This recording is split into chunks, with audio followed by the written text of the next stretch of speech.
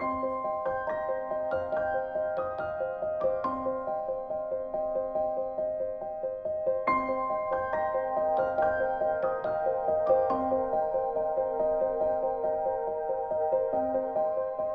had this huge success with French Without Tears. You know, light comedy, but it contains all the seeds. You know, immature men, slightly more mature women. This play was so successful when he was 25 that he entered into a period where he worried that he would never be taken seriously as a playwright, that he would be known as this writer of light comedy. So he sets up a main character, Alan, who is a would-be writer, who finds himself in sort of provincial France, where he and some friends of his are studying to learn French in order to pass the entrance exams into the diplomatic corps. And into this mix is thrown the sister of one of the boys, who is devastatingly attractive and causes mayhem. So much of it is about people's failure to be able to understand their own emotional lives. The events of the play take place almost entirely within a hermetically sealed world. So everything you need to know to do the play is in the play, which is often a mark of a very good play, and particularly of a very good comedy.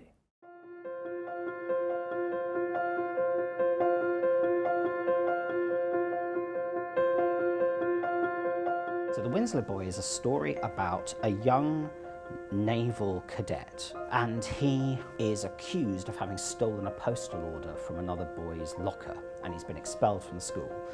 And his family are furious about this. They believe that he's been wronged, so they get in a great barrister to come and see if he'll take up the case. His main interest is actually the effect of a political act on a family. And in that sense, it's a domestic comedy and tragedy. So Robert Morton turns up at the end in the scene, and the boy's story just starts falling apart all over the place, and it ends with Robert Morton just denouncing him and saying, "I think it's about time you admit that you are a liar and a forger and you're causing terrible harm to your family." And the last lines of the act are him turning to his clerk and saying, "Well, have all the papers sent to me to my chambers in the morning." He says, "Well, surely you don't need them now." And his line, he ends the play with a line, "Oh yes, the boy is plainly innocent, I accept the brief." He's somebody who absolutely knows how to play an audience like a marionette. I think it's truly a great play in the sense that it does fuse the public and the political worlds in a very complex and multi-layered way. And in that sense, it becomes very moving. It supports the idealistic notion of individual rights and the individual in the face of institutional oppression. It was written, in 1945, just at the end of the Second World War, and there were big things happening politically in England at the time. What we're really seeing is the strains on a patriarchal father who sacrifices a lot with his stubborn, willful nature to win the trial.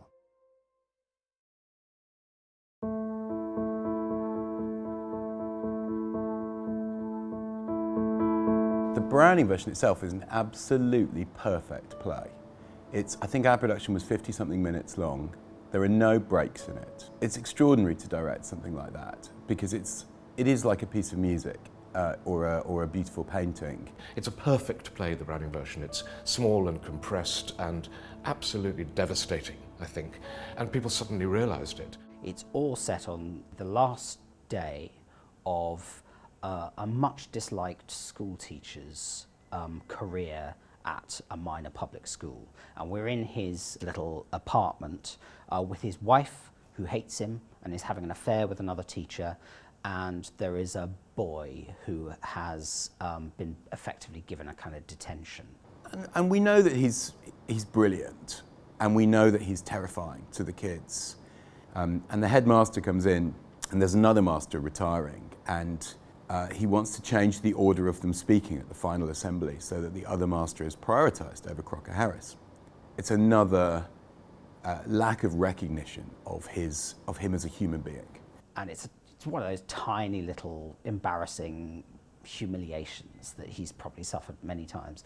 But the last thing that happens in the play is he phones the headmaster and just insists that he's going to speak last. The almost kind of classical tragedy form in which he's created this intense, intimate one-act play means that it almost feels like the greatest triumph you've ever heard. It's like the weight of 30 years of indignity rather than 30 minutes.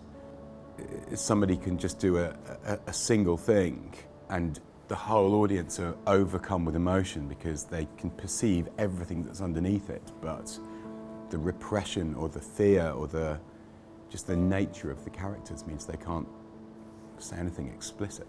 And so you've had this wonderful drop down to the really bottom of the emotional belly of the human condition, and then just a little upturn which takes us forward into the rest of his life.